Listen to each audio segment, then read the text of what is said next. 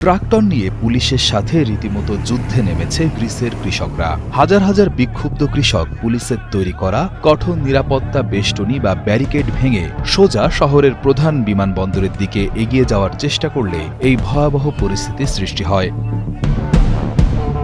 কৃষকেরা তাদের চাষাবাদের কাজে ব্যবহৃত বিশাল বিশাল ট্র্যাক্টরগুলোকে অনেকটা ট্যাঙ্কের মতো ব্যবহার করে পুলিশকে ভয় দেখানোর চেষ্টা করছিল, যার ফলে দাঙ্গা পুলিশের সাথে তাদের তুমুল সংঘর্ষ বেঁধে যায়।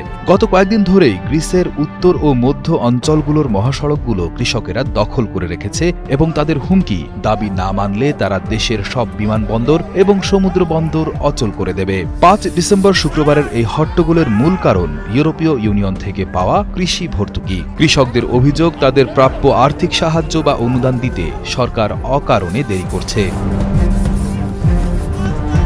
কিন্তু এই দেরির পেছনে লুকিয়ে আছে এক বিশাল দুর্নীতির গল্প।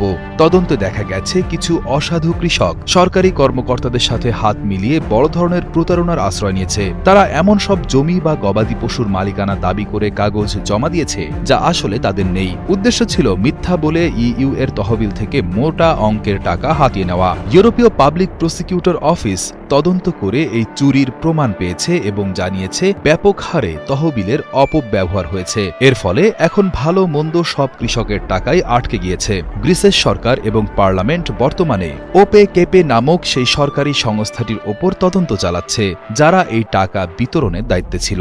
সরকারি কর্মকর্তারা জানিয়েছেন দুর্নীতির কারণে প্রায় ৪০,০০০ আবেদন এখন নতুন করে যাচাই বাছাই করা হচ্ছে, যাতে চোরদের ধরা যায়। যদিও গত বুধবার সরকার কথা দিয়েছে সমস্যা দ্রুত সমাধান করা হবে এবং ২০২৪ সালের চেয়েও বেশি পরিমাণ ভর্তুকি দেওয়া হবে, কিন্তু কৃষকেরা আর ধৈর্য ধরতে রাজি নয়। দুর্নীতির তদন্ত, টাকার অপেক্ষা আর পুলিশের সাথে ট্রাক্টরের লড়াইয়ে গ্রিসের রাজপথ এখন উত্তপ্ত।